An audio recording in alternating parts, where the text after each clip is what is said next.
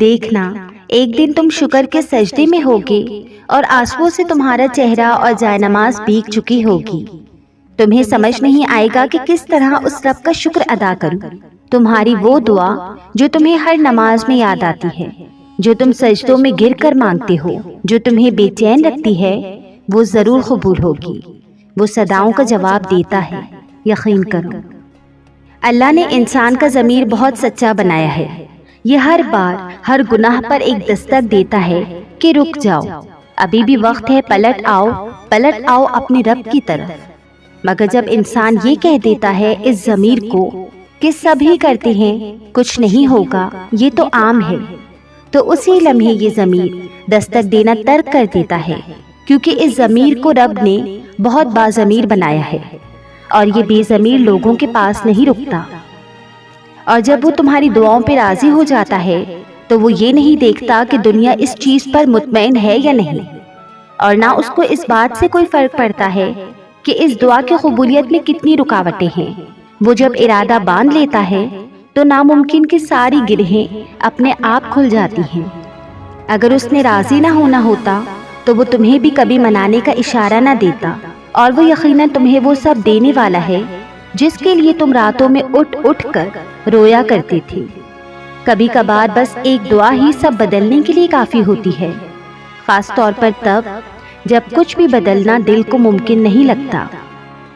ہزاروں مایوس لوگوں میں سے اگر اس نے تمہیں دعا کی توفیق دی ہے تو پھر وہ کیسے تمہاری دعا رد کر سکتا ہے؟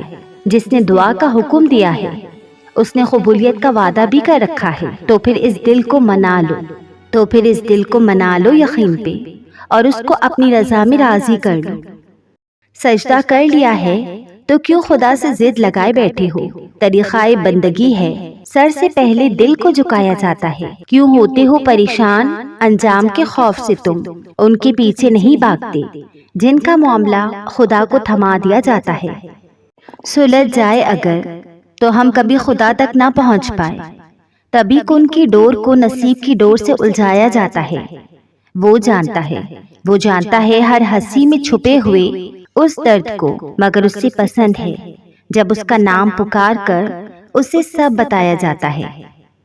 بعض اوقات مجھے واضح سمجھ آتی ہے کہ اللہ کریم میری پکار سنتا ہے اور کسی نہ کسی وسیلے سے مجھے جواب بھی دیتا ہے۔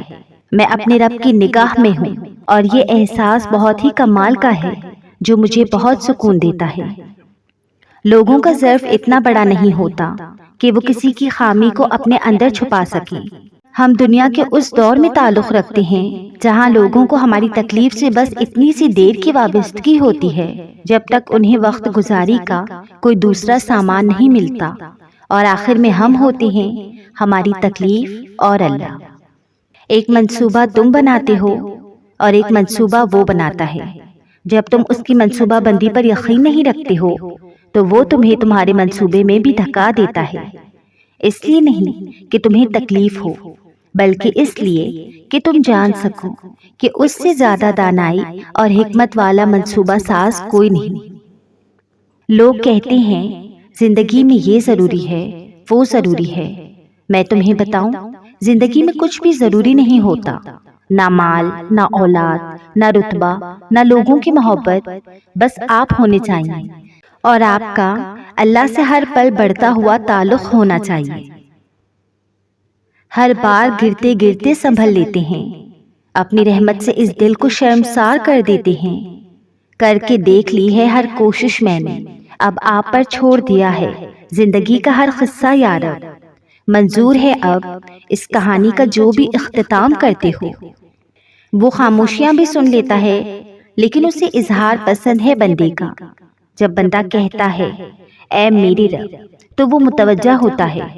جب بندہ کہتا ہے تو بڑا رحیم ہے تو اس کی رحمت جوش میں آتی ہے۔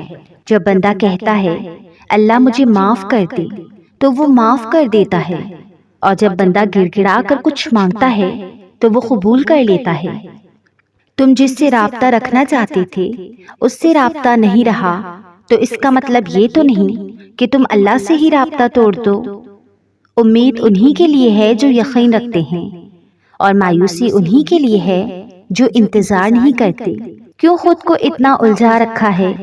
ساری طاقتیں تو تمہارے اپنے ہاتھ میں ہیں۔ دعا کے لیے اٹھاؤ انہیں اور پھر دیکھو کیا نہیں ہوتا۔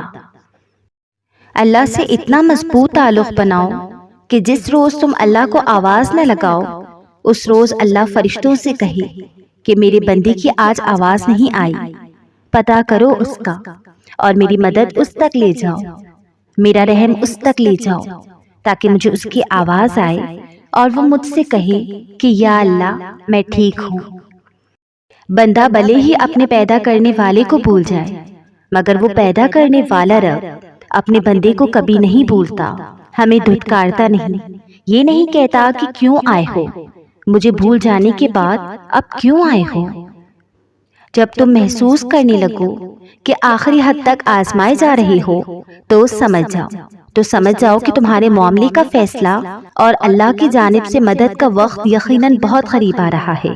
بس تم اللہ کی جانب سے آنے والے حکم کے انتظار میں صبر کیے رہو، اللہ کسی بھی حال میں تمہیں دربدر نہیں ہونے دے گا۔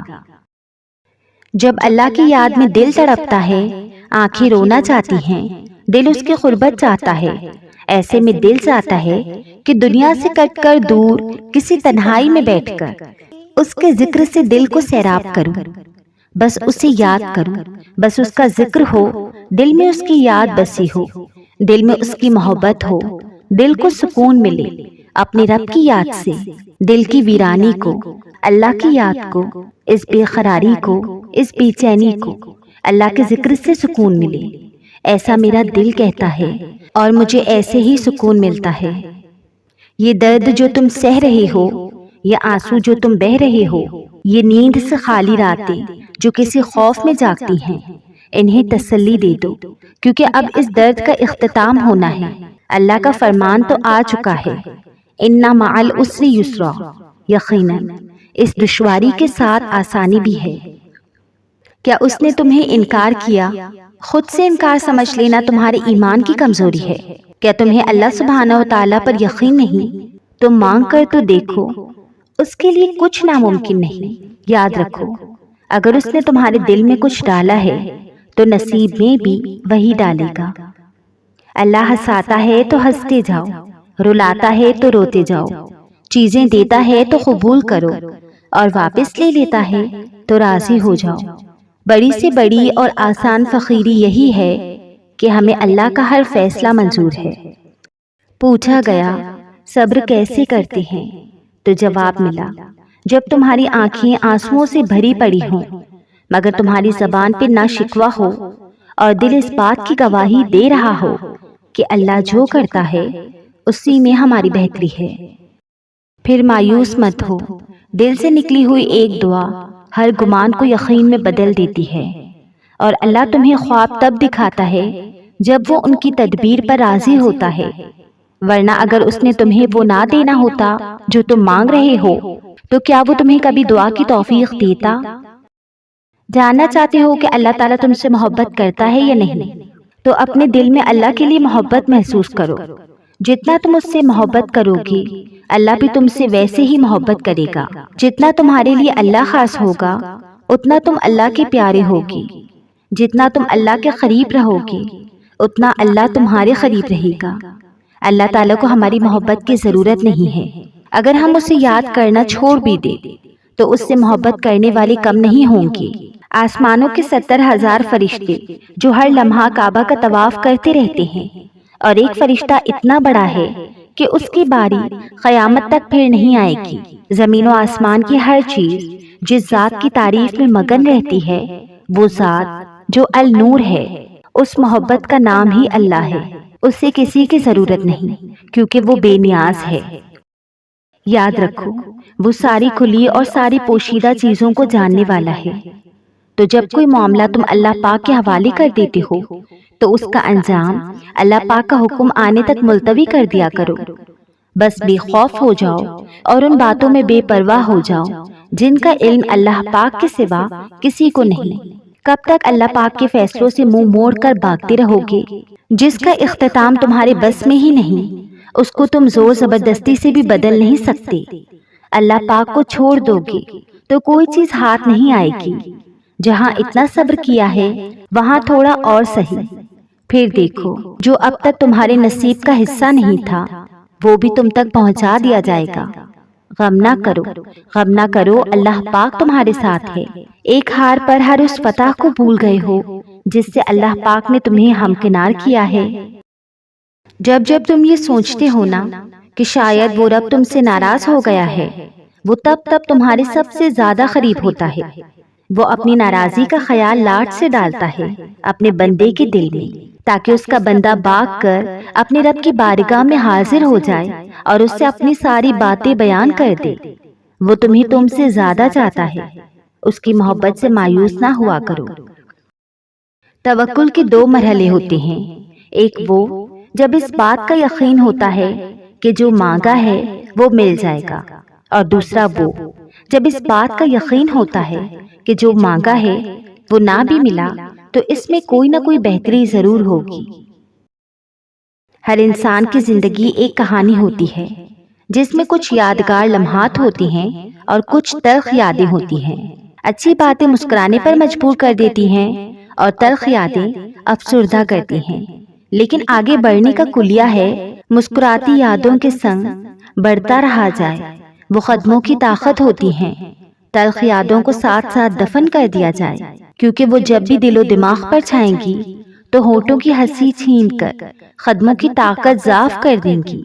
لہٰذا خوش رہیے اور اپنے پیاروں کی خوشحالی کا خیال رکھیے۔ کوشش کیا کریں کسی سے زیادہ گفتگو نہ کیا کریں، ہاں اگر کرنا چاہیں تو اتنا لازمی اندازہ لگا لیا کریں کہ سامنے والا آپ کی بات سننے میں دلچسپی رکھتا ہے یا نہیں۔ ایسی جگہوں پر خاموشی بہتر ہے جہاں آپ کے الفاظ کی وقت نہ ہو۔